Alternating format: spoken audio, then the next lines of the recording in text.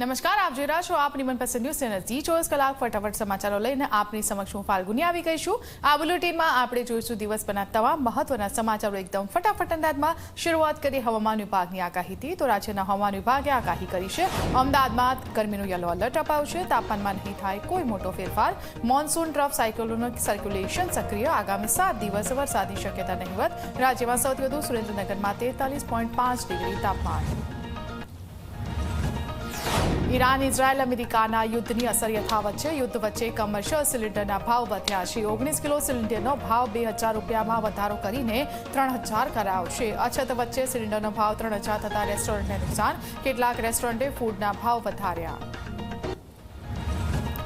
વડોદરાના પાદરામાં અંધશ્રદ્ધામાં લોકો લૂંટાયા। પાદરા સ્ટેશન વિસ્તારમાં અંધશ્રદ્ધાના ઢોંગ ચલાવતા ભુવાને ત્યાં વિજ્ઞાન છાતા પહોંચ્યું। ભુવાએ એસી, ફ્રીજ અને ટીવી જેવા ઉપકરણો પડાવી લીધા હોવાના આક્ષેપ। સંતાન પ્રાપ્તિ માટે લાખો રૂપિયાની કરતો માંગ।